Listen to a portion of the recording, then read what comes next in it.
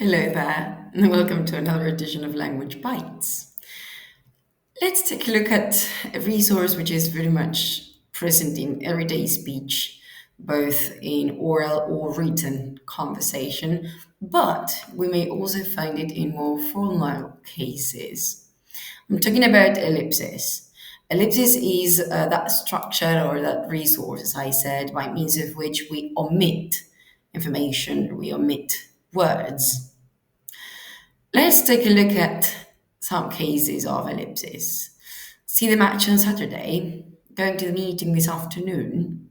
In both of these cases, we have what is called ellipsis at the front, at the beginning of the sentences, and they are subject ellipses. I am not only omitting the subject, but also omitting the auxiliaries in both cases. I say, see the match on Saturday, and not did you see? And in the second case, I'm saying going to the meeting instead of are you going to the meeting?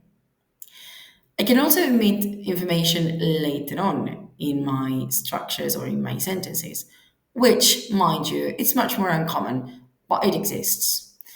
We're going to see an example. To the question, going to the meeting this afternoon, I can say, yes, I sure am. And in this case, what I'm omitting is, yes, I sure am going to the meeting this afternoon. Why do we do so? Well, because what I'm omitting is either obvious because of context, or it's rather obvious because we've just mentioned it. So there is no need to say it again. Mind you, all of these are rather informal instances between people who know each other very well, everyday conversation.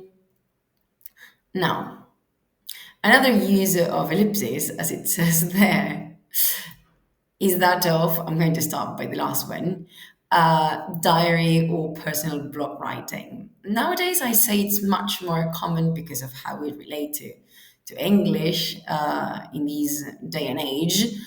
Social media. Social media is filled with cases of ellipsis because it's very much informal what we find there. Enter on Twitter or X and you'll find it immediately.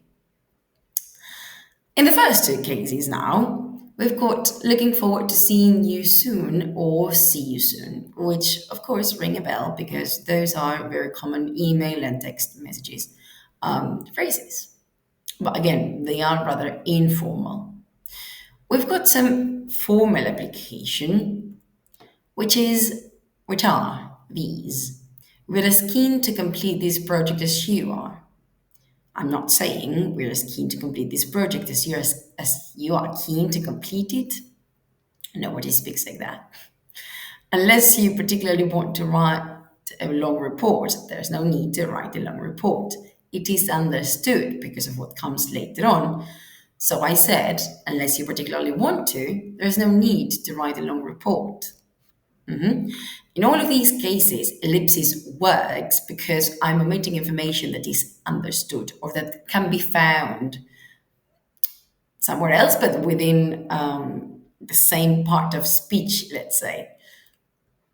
So, at the end of the day, the purpose is to avoid repetition. Now, ellipsis is part of natural speech, which is, at the end of the day, our ultimate goal, right? To sound as natural as possible. It's very practical because it belongs to both informal speech and has formal applications. So, at the end of the day, it's a matter of omitting that which is going to be replaced, let's say, later on, as in the cases of formal applications, or because it has been mentioned before, or the most classic one, omitting the subject and the auxiliary. So, as you know, practice makes perfect, so make sure to follow the link on the description box to access two activities on today's topic. And since you're here, take a look at another one of our videos. But if you can't and you've stayed this long, thanks for watching.